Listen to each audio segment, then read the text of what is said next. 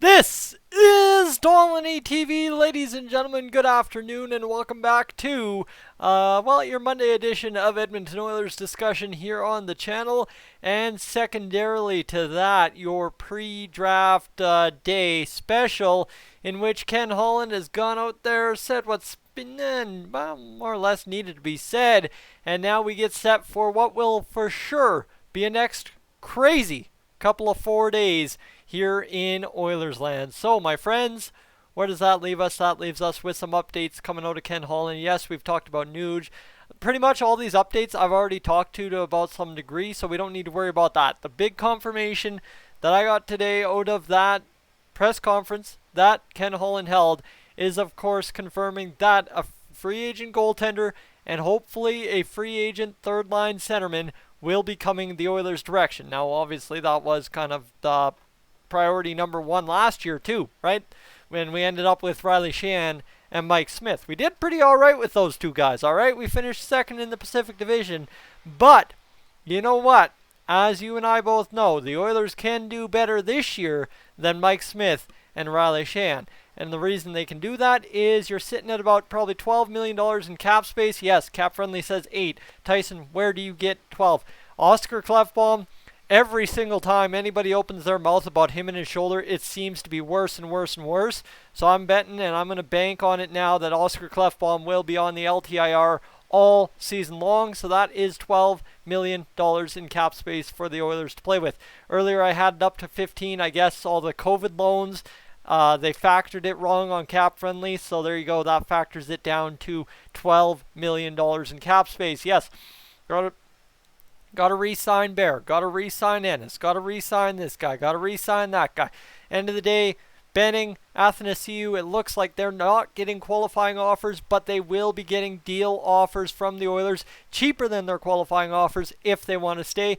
And this, the actual interesting, intriguing part here is the fact that for an Athanasiou, what do you have to lose by taking a team that wants you and offers you the first contract? I mean, kind of powerless to do nothing essentially for Athanasiou, who really just kind of blew it up this year, whether you want to point to the minus 46, the failure with the Oilers, or the potential that he could regain that form on a team that actually wants to build his confidence and actually wants to try and win hockey games, unlike the Detroit Red Wings looked this season. So, Athanasiou, you get him at $1.5 million. Well, my friends, that solves your problem right there. At most, he's a top 6 winger. At least he's a bottom 6 winger, and somewhere in the middle, you don't end up screwing around those picks. And if you end up trading him, I'm sure, by the buzz of this, if he's looking for that cheaper deal, Ken Holland can find somebody that's willing to make a very good deal. Even to a second and a third for Athanasiou. Yes, some people might say that's dreaming, but people said I was dreaming when I said Milan Lucic for James Neal.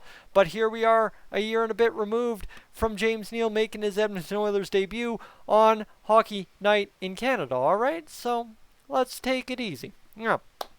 Let's go for a second here as well and discuss back to that free agent goaltender and that third line centerman. When it comes down to it, I think if you're going the free agent route, it would have to be. You have to be going after a guy like Braden Holtby. That's all that makes sense to me. I mean, there's a million things that could make sense. And when it comes down to it, let me just get the free agent frenzy board up here and see if I can get that figured out. And the data I requested is not available at this time because I believe TSN is having a power outage. So let's go over to Cap Friendly and get ourselves some free agent goaltenders. The market's really not that great, but there is a good enough market, I guess you could say, to end up doing what we needed to do in finding a replacement for Mike Smith. So you look at the goaltending market. Yes, there's Henrik Lundqvist. Does Henrik Lundqvist come to the Oilers and become a replacement for Mike Smith? That, by the looks of it, is pretty much an equivalent straight across replacement. Henrik Lundqvist for Mike Smith. Yes, there's a lot more prestige with Hank, but still, I don't think you're upgrading.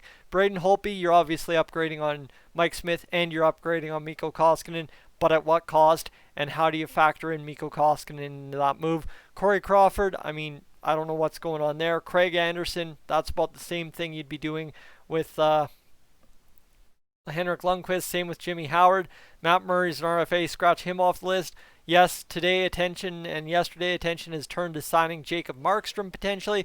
Why not do it? I don't see why not. But again, you have to trade Mikko Koskinen prior to making a Jacob Markstrom move, or you're going to be sitting on about $10 million in goaltending, and that cripples the Oilers worse than we're already crippled. So we need to not worry about that in terms of the cap. So potentially Markstrom maybe, but I'd prefer not to go that route.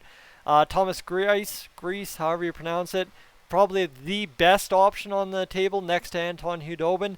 Those two guys are two very likable options at the end of the day, and two guys that would be very good options to go with Mikko Koskinen right there and about the same age as him. And it would be a really nice tandem to have. One of those two guys paired up with Mikko Koskinen. But how much can you get those guys for? That is the question that remains to be seen. Aaron Dell, a lot of you guys have mentioned him in the comments.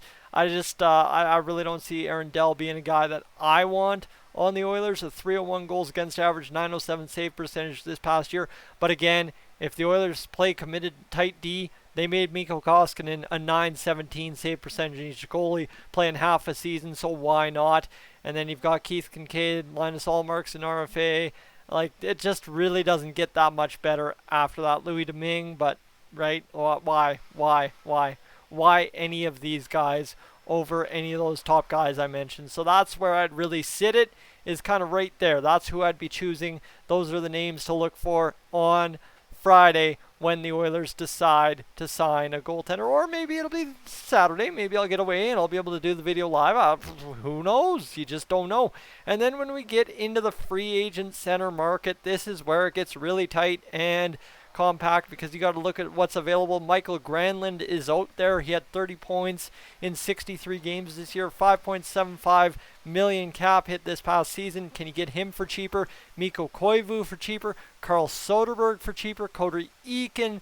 Then you get into a whole bunch of center left wing guys. Chris Tierney is a guy that's been mentioned several times out of Ottawa, but at 26 years old and an RFA, you're more than likely seeing Chris Tierney staying in Ottawa.